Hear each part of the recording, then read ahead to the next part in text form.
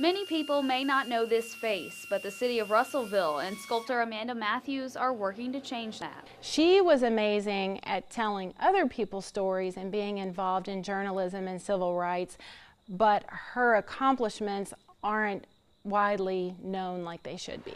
This is the face of Russellville native Alice Dunnigan, and Matthews, along with her husband Brad Connell, were asked to turn it into a bronze statue. She is exactly the type of woman that I like to honor with my work. Originally, the statue was going to be unveiled there this fall, but that has been pushed back a year because Matthews got an invitation from the museum in Washington, D.C.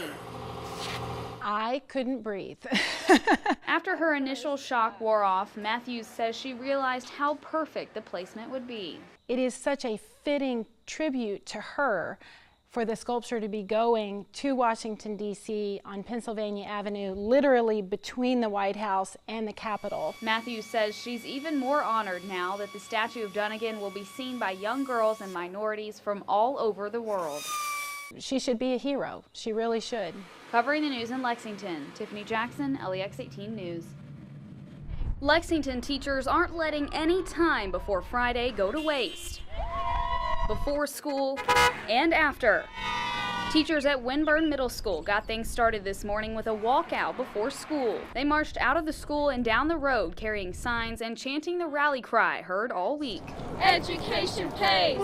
Find funding first. And after classes ended, teachers from Northern Elementary took their turn on New Circle Road. But it wasn't just the teachers who had something to say about what's going on in Frankfort. Matt Bevin broke my heart. Over on Nicholasville Road, Lansdowne and Southern Elementary teachers were making sure that side of Lexington knows, even after a couple vetoes, the fight is far from over. We just want funding for our schools. We love our public schools, and we're just really hoping that Frankfort will do what's best for our kids. It's getting down to the wire, and these supporters say now is the time for lawmakers to act for the students of Kentucky. My mom is a teacher, and I want to become a teacher someday, and I just don't think it's fair for all the teachers and the kids' dreams to get crushed. Covering the news in Lexington, Tiffany Jackson, LEX 18 News.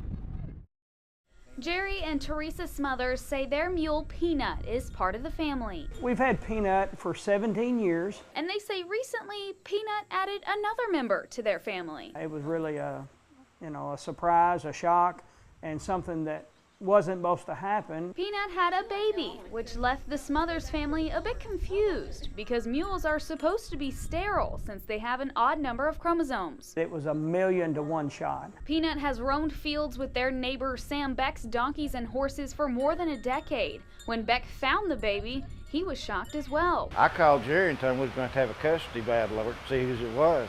And I said, "No, Sam, you're confused." I said, "Mules don't have babies." And he said, "Well, you should have told her that before she got pregnant." She's not even a month old, but the tiny girl hasn't had an easy start.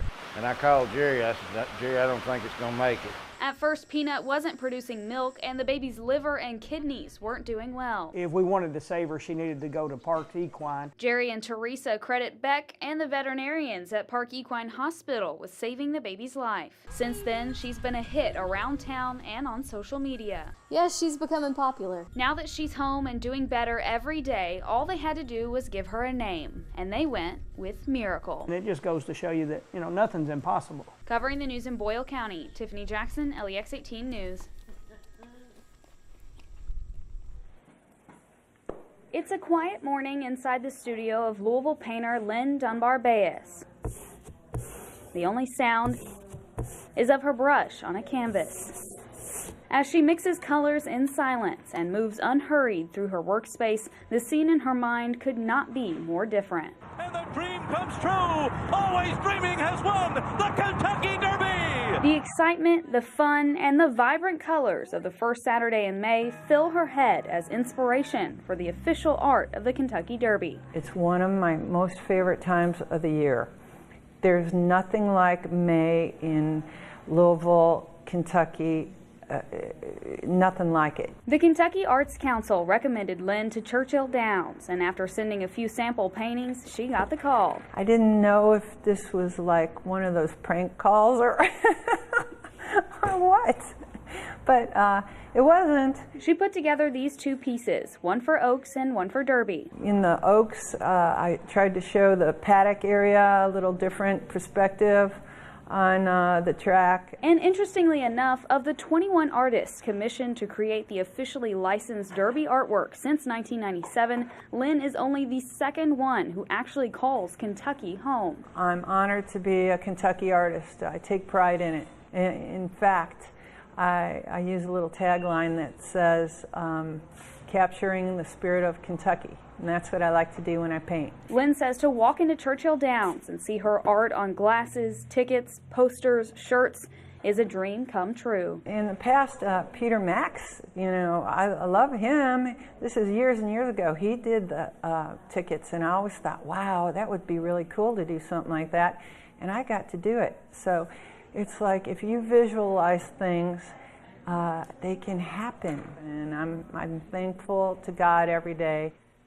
In the restaurant industry, the policy is the customer is always right. This week, one customer of BD's Mongolian Grill used that policy to scam the restaurant. I know we're not perfect, and anytime that we mess up, we do try to make things right. And I think that's what my manager on duty was trying to do. The customer showed a signed business card from the general manager saying a dry cleaning bill would be covered because of a wine spill from a previous visit. But the thing is, that spill never happened because the customer made it up that day. Very bold that he actually wrote on the card here in the restaurant. When he walked in, he immediately grabbed the business card off the wall. You can see on the security footage that he sits down at the bar and starts writing on the card.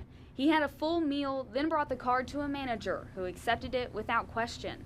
After getting that $25 meal free, the man also left with $40 cash for the dry cleaning. At the end of the day, that's not huge money, but still that's money that goes to our bank. The general manager hopes this will be a warning for other restaurants in the area. I think he's probably done this before, and that's why I don't want him to be able to do it again. Covering the news in Lexington, Tiffany Jackson, LEX 18 News.